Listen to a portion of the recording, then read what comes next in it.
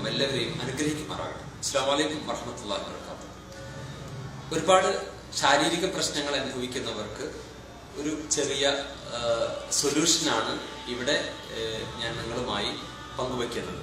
വളരെ പ്രധാനപ്പെട്ട ഒരു സംഭവമാണ് ഞാൻ ഈ പറയുന്നത്. അതിന്റെ ഗൗരവത്തിൽ നിങ്ങൾ അത് എടുക്കണം.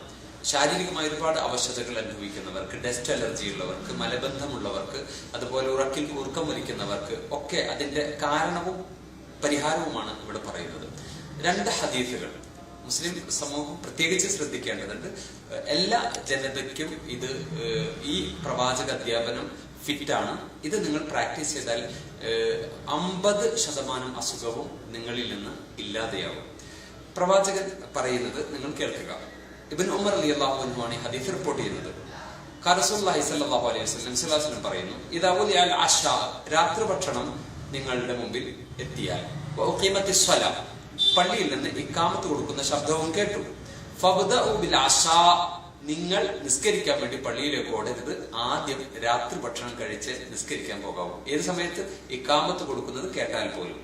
ഖാല ഫതഅശ ഇബ്നു റാവി പറയാണ്, റിപ്പോർട്ടർ പറയാണ്, ഫതഅശ ഇബ്നു ഉമർ ലൈലതൻ വഹു യസ്മഉൽ ഇഖാമ. ഇബ്നു ഉമർ റളിയല്ലാഹു അൻഹു ഇഖാമത്ത് പള്ളിയിൽ നിന്ന് കേൾക്കുമ്പോൾ തന്നെ രാത്രി ഭക്ഷണം കഴിച്ചിരുന്നു. ഈ ഹദീസ് റിപ്പോർട്ട് ചെയ്തിട്ടുള്ളത് ഇമാം ബുഖാരി, ഇമാം മുസ്ലിം അഥവാ മുത്തഫഖുൻ അലൈഹി, ഇബ്നു മാജയും അബൂ ദാവൂദും ഈ ഹദീസ് റിപ്പോർട്ട് ചെയ്തിട്ടുണ്ട്. 2ാമത്തെ ഹദീസ് അനസ് ബിൻ മാലിക് റളിയല്ലാഹു അൻഹു പറയുന്നത്, അന്ന റസൂലുള്ളാഹി സ്വല്ലല്ലാഹു അലൈഹി വസല്ലം ഖാൽ, നബി സല്ലല്ലാഹു അലൈഹി വസല്ലം പറഞ്ഞു, ഇദാ ഖുദ്ദിമൽ അശാ, വളരെ ശ്രദ്ധിക്കുക, നിങ്ങൾക്ക് രാത്രി ഭക്ഷണം എത്തിയാൽ, ഫബ്ദഉ ബിഹി ഖബ്ല അൻ തുസല്ലു സ്വലാത്തൽ മഗ്രിബ്, മഗ്രിബ് നമസ്കാരത്തിന് മുമ്പ് നിങ്ങളുടെ രാത്രി ഭക്ഷണം ശരിയായിട്ടുണ്ടെങ്കിൽ നിങ്ങൾ രാത്രി ഭക്ഷണത്തിന് പ്രാധാന്യം നൽകുക, അതുകൊണ്ട് തുടങ്ങുക. വലാ തഅജലു അൻ അശാഇക്കും, നിങ്ങൾ ഈ രാത്രി ഭക്ഷണം നിർവഹിക്കാതെ നമസ്കാരത്തിന് വേണ്ടി അഥവാ മഗ്രിബ് നിസ്കരിക്കാൻ വേണ്ടി നിങ്ങൾ ധൃതി വെക്കരുത്. ഈ ഹദീസ് റിപ്പോർട്ട് ചെയ്തിട്ടുള്ളത് ഇമാം ബുഖാരി ആകുന്നു. നാം വളരെ ഗൗരവത്തിൽ ശ്രദ്ധിക്കേണ്ടതാണ്. ഈ നൈലുൽ ഔത്താർ ഇമാം ഷൗക്കാനി റഹ്മഹുല്ലാ ഈ ഹദീസുകളെ പേജുകളോളം വിശദമായി ചർച്ച ചെയ്യുന്നുണ്ട്. മുസ്ലിം സമുദായത്തിൽ ഇതിന് നേതൃത്വം കൊടുക്കേണ്ടത്, രാത്രി ഭക്ഷണം നേരത്തെ കഴിച്ച് നേതൃത്വം നൽകേണ്ടത് പണ്ഡിതന്മാരാണ്. പലപ്പോഴും നമ്മൾ കാണുന്ന കാഴ്ച, ഇശാ നമസ്കാരങ്ങൾക്ക് ശേഷമാണ് ഉസ്താദ്മാർ ഭക്ഷണത്തിന് വേണ്ടി പാത്രവുമായി ദർസ് വിദ്യാർത്ഥികളെ വിടാറ്. ഇത് യഥാർത്ഥത്തിൽ ഒരു ആഭാസമല്ലേ എന്ന് ഞാൻ പലപ്പോഴും ചിന്തിക്കാറുണ്ട്. ഇനി പ്രവാചക അധ്യാപനം മാറ്റി നിർത്തുക. അലോപ്പതി എന്ത് പറയുന്നു നോക്കുക. അലോപ്പതി പറയുന്നത് ഉറങ്ങുന്നതിന് 2 മണിക്കൂർ മുമ്പെങ്കിലും നിങ്ങൾ ഭക്ഷണം കഴിച്ചിരിക്കണം. ഒപ്പം ആഫ്റ്റർ സപ്പർ വോക്ക് എവേയിൽ, അത്താഴം കഴിഞ്ഞാൽ അരക്കാതെ നടക്കണം. നന്നായി ദഹിച്ച് നിങ്ങൾ ഉറങ്ങാവൂ. ഇപ്പോൾ കർക്കിടകം ആണ് ഈ മാസം കഴിഞ്ഞത്. ആരോഗ്യത്തെ കുറിച്ച് ധാരാളമായി ചർച്ച ചെയ്യുന്നു. ആയുർവേദത്തിന്റെ മാസമായിട്ടാണ് അറിയപ്പെടുന്നത്. ആയുർവേദം എന്നാൽ ആയുസ്സിന്റെ വേദം എന്നാണ്. ആയുർവേദം പറയുന്നത് രാത്രി ഭക്ഷണം കഫമായിട്ടാണ് മാറുക. എല്ലാവിധ രോഗങ്ങളുടെയും മൂലകാരണം ഈ കഫമാണ് എന്ന യാഥാർത്ഥ്യം ആയുർവേദം പറയുന്നുണ്ട്. കഫജന്യമായ രോഗങ്ങൾ, ഡസ്റ്റ് അലർജി അടക്കമുള്ള, അതുപോലെ തന്നെ നിരന്തരമായി തലവേദന വരുന്ന, അത് മൈഗ്രെയിനിലേക്ക് എത്തുന്നതിന്റെ ഒക്കെ അടിസ്ഥാന കാരണം ഇതാണെന്ന് തിരിച്ചറിയേണ്ടതുണ്ട്. മറ്റൊരു കാര്യം, സുബ്ഹി നമസ്കാരത്തിന് പള്ളിയിൽ വരണമെന്ന് എല്ലാവർക്കും ആഗ്രഹമുണ്ട്, പക്ഷെ പറ്റുന്നില്ല. അതിന്റെ പ്രധാനപ്പെട്ട കാരണം എന്താ അറിയുമോ നിങ്ങൾക്ക്? ഈ രാത്രി ഭക്ഷണം വൈകി കഴിക്കുന്നതാണ്. പ്രവാചകന്റെ അധ്യാപനത്തെ വലിച്ചെറിയുന്നതാണ്. അതുപോലെ തന്നെ തഹജ്ജുദ് നമസ്കരിക്കാൻ നിങ്ങൾക്ക് കഴിയാത്തതിന്റെ പ്രധാനപ്പെട്ട കാരണം ഇതാണ്. മാതാക്കൾക്ക് നേരത്തെ എഴുന്നേൽക്കേണ്ടവരാണ് ഉമ്മമാർ, പക്ഷെ അവർക്ക് പറ്റാത്തതിന്റെ കാരണം അതാണ്. രാവിലെ നിങ്ങൾ എഴുന്നേൽക്കുമ്പോൾ തല പൊക്കാൻ നിങ്ങൾക്കാവില്ല. അത്രമാത്രം നിങ്ങളുടെ ശരീരം ടയേർഡാണ്. കയ്യും കാലും കണ്ണും ഒക്കെ ഉറങ്ങുന്നു. ആമാശയം മാത്രം വല്ലാതെ പ്രയാസപ്പെടുന്നു എന്നതാണ് അതിന്റെ ഏറ്റവും മാരകമായിട്ടുള്ള ഒരു കാരണം. മറ്റൊരു കാര്യം നിങ്ങൾ ശ്രദ്ധിക്കേണ്ടത്, സൗണ്ട് സ്ലീപ്പിംഗ്, നല്ല ഉറക്കം നിങ്ങൾക്ക് രാത്രി ഒരിക്കലും വൈകി ഭക്ഷണം കഴിച്ചാൽ ലഭിക്കില്ല എന്ന യാഥാർത്ഥ്യവും നിങ്ങൾ തിരിച്ചറിയേണ്ടതുണ്ട്. അമേരിക്കക്കാർ രാത്രി നേരത്തെ ഭക്ഷണം കഴിക്കുന്നു. ചൈനക്കാർ, ജപ്പാൻകാർ, നമ്മുടെ ചൈന എന്ന് പറയുന്നത് അതുപോലെ നമ്മൾ തമിഴന്മാർ, അതുപോലെ ലോകത്തെ അറബികൾ മുഴുവൻ. നബി സല്ലല്ലാഹു അലൈഹി വസല്ലം മറ്റൊരു ഹദീസുണ്ട്, ഇബ്ദുൽ അശാ ഖബല ഇശാ, നിങ്ങൾ രാത്രി ഭക്ഷണം ഇശാഇന് മുമ്പ് അശാ നിർവഹിക്കണമെന്നാണ്.